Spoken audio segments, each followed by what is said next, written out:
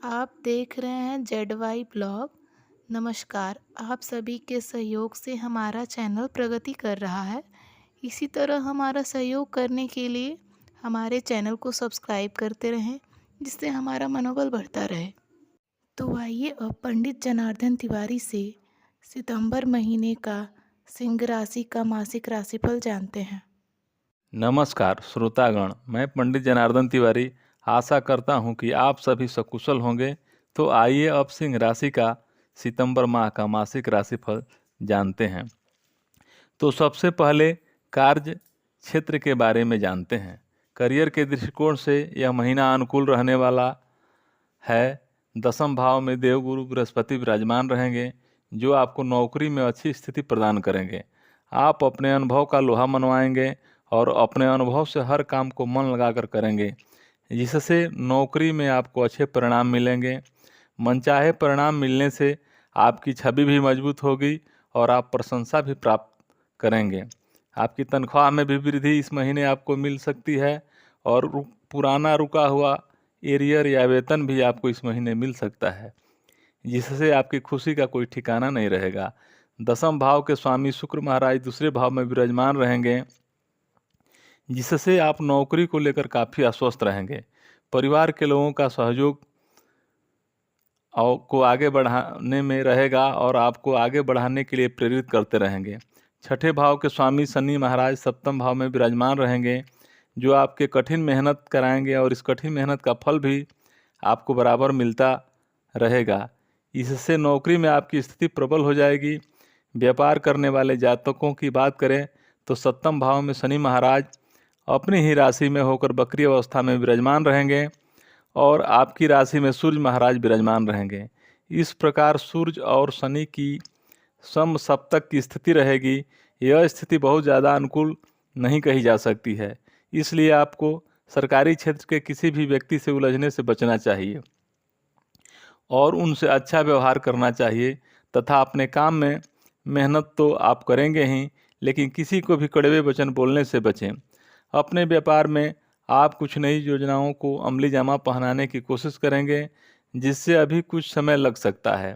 महीने के उत्तरार्ध में जब सूर्य 16 सितंबर से कन्या राशि में दूसरे भाव में चले जाएंगे, तब इन परिस्थितियों में और सुधार आएगा तथा व्यापार तीव्र गति से आगे बढ़ने लगेगा। आपको विदेशी संपर्क का कोई लाभ मिल सकता है। पूर्व में किए गए किसी निवेश से व्यापार में उन्नति हो सकती है। इसके अतिरिक्त कुछ संसाधन पर काम करने का विचार आपको सफलता प्रदान करेगा। आर्थिक स्थिति के बारे में बात करें, यदि आपकी आर्थिक स्थिति को देखा जाए तो महीने की शुरुआत में बुध महाराज आपके दसम भाव में द्वादश भाव में विराजमान रहेंगे और खर्चों को बढ़ाएंगे, लेकिन 4 सितंबर से वो आपके प्रथम भाव में और 23 सितंबर से आपके दूसरे भाव में आकर आर्थिक स्थिति को बेहतरीन बनाने में महत्वपूर्ण भूमिका निभाएंगे। इसके अतिरिक्त आपके तीसरे और 10वें भाव में स्वामी शुक्र महाराज महीने के पूर्वार्ध में दूसरे भाव में बने रहेंगे, जिससे आर्थिक स्थिति और बेहतर होगी। धन संचय करने में आपको सफलता मिलेगी। आपको नौकरी से भी धन लाभ होगा, उससे भी आप बचत में लगाने की कोशिश करेंगे, सफल रहेंगे।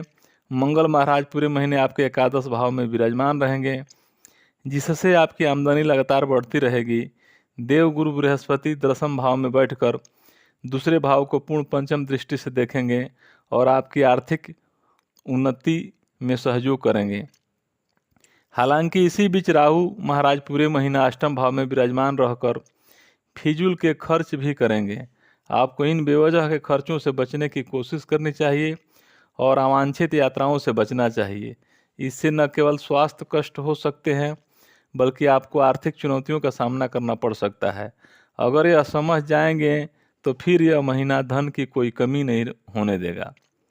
स्वास्थ्य की दृष्टि से बात करें तो यह महीना स्वास्थ्य के दृष्टिकोण से वैसे तो ठीक ठाक रहने की संभावना है, लेकिन अष्टम भाव में राहु महाराज की उपस्थिति होने से आपको कुछ बातों का पर ध्यान देना होगा। फिजूल की यात्राएं करना आपको अत्यधिक थकान देने वाला और शारीरिक कष्ट देने वाला हो सकता है।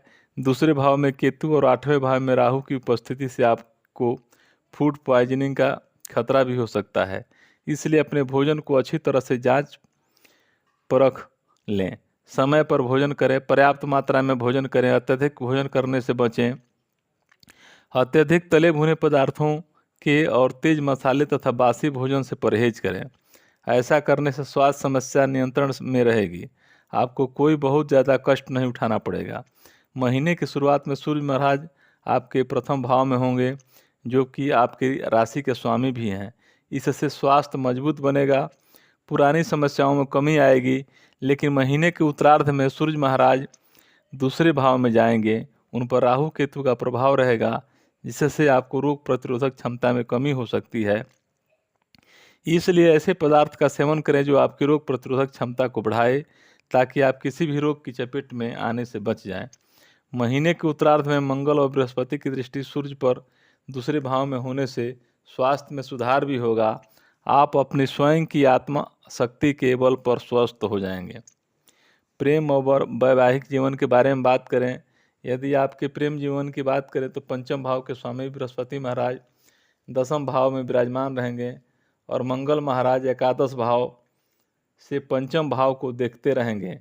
इन दोनों ही परिस्थितियों के कारण आपके प्रेम संबंधों में उतार चढ़ाव की स्थिति आएगी। आप बहुत कुछ करना चाहेंगे और अपने प्रियतम के साथ ज़्यादा से ज़्यादा समय बिताना चाहेंगे, लेकिन परिस्थितियाँ ऐसी नहीं करने देगी।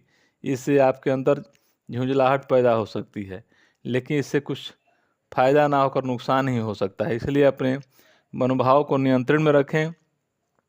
जितना भी समय आप अपने प्रियतम से मिलने, उससे प्यार भरी बातें और अच्छी बातें करें। उन पर किसी तरह को बोझ ना डालें और उन्हें दुखी करने की कोशिश ना करें। हर रिश्ते में ऐसा समय आता है, इसलिए इस समय को व्यतीत हो जाने दें और अच्छे समय की प्रतीक्षा करें। वह अच्छा समय बहुत दूर नहीं है, धीरे धीरे स्थिति बदलने वाली है। 18 सितंबर से शुक्र के तुला राशि में तीसरे भाव में आ जाने से आपके मित्र आपके रिश्ते में अहम भूमिका निभाने लगेंगे। आपको कोई खास मित्र भी आपके निकट आएगा। यदि आप अकेले हैं तो महीने के उत्तरार्ध में कोई आपके दिल में जगह बना सकता है। वैवाहिक जातकों की बात करें तो थोड़ी सावधानी रखनी होगी, क्योंकि सूर्य महाराज प्रथम भाव में और शनि महाराज वक्री अवस्था में सप्तम भाव में विराजमान होकर समसप्तक योग बनाएंगे, जो कि वैवाहिक जीवन में तनाव बढ़ा सकता है। अष्टम भाव में राहु की उपस्थिति भी होगी, इसलिए ससुराल पक्ष से भी समान व्यवहार करें और अपने जीवन साथी से सामंजस्य पूर्ण व्यवहार करें। महीने के उत्तरार्ध में जब 16 सितंबर से सूर्य दूसरे भाव में चले जाएंगे, तब आपकी स्थिति में सुधार होने लगेगा। जीवन साथी तो शुरू से ही आपके पूर्ण विनम्रता से पेश आएंगे और आपके प्रति समर्पित भाव रखेंगे। बस आपको भी उन्हें अच्छा महसूस कराना चाहिए, इसी से आपका रिश्ता और बेहतर हो जाएगा। पारिवारिक स्थिति के बारे में बात करें तो यह महीना पारिवारिक तौर पर अनुकूल रहने की संभावना दिखाई देती है। महीने की शुरुआत में शुक्र महाराज केतु महाराज के साथ दूसरे भाव में विराजमान रहेंगे। परिवार में प्रेम रहेगा। कोई बड़ा फंक्शन हो सकता है जिसमें लोगों के आगमन से घर में रौनक लगी रहेगी। मंगल महाराज एकादश भाव में बैठकर आपके दूसरे भाव को देखेंगे, जिससे घर के लोगों को धन प्राप्ति के लिए ज़्यादा प्रयास नहीं करने होंगे। घर की आर्थिक स्थिति अनुकूल रहेगी। दूसरे भाव के स्वामी बुध महाराज महीने की शुरुआत में द्वादश भाव में विराजमान रहेंगे, जिससे घर की ज़रूरत पर खर्च भी होंगे। और बुध महाराज 23 सितंबर को कन्या राशि में दूसरे भाव में आ जाएंगे, जिससे कुटुंब को आपस में जोड़े रखना और आसान होगा। आपस में प्रेम भरी बातें आपके प्रियजनों के बीच आत्मीयता बनाए रखेगी। चौथे भाव के स्वामी मंगल महाराज एकादश भाव में विराजमान रहेंगे, जिससे किसी संपत्ति के क्रय विक्रय से घर की आर्थिक स्थिति में सुधार होगा। देव गुरु बृहस्पति पूरे महीने आपके चतुर्थ भाव को और द्वितीय भाव को देखेंगे, जिससे पारिवारिक जीवन में संतुलन बना रहेगा और सभी के बीच प्रेम बढ़ेगा। शुक्र महाराज जो तीसरे भाव के स्वामी हैं, महीने की शुरुआत में आपके दूसरे भाव में और 18 तारीख से तीसरे भाव में आ जाएंगे, जिससे भाई बहनों की अनुकूलता मिलेगी।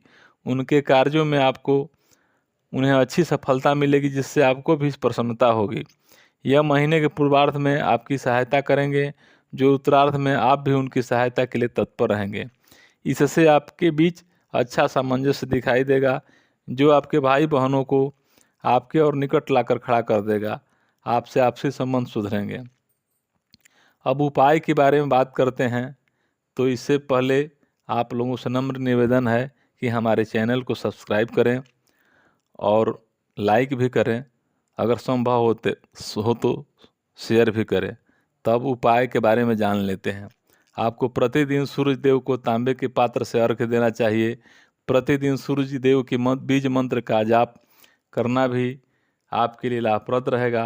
उत्तम गुणवत्ता का लाल मूंगा रत्न तांबे की मुद्रिका में जड़वाकर मंगलवार के दिन अपने अनामिका अंगुली में धारण करना बहुत फायदेमंद साबित होगा। आपको भगवान श्री हरि विष्णु जी के सहस्त्र नाम स्तोत्र का पाठ करना चाहिए।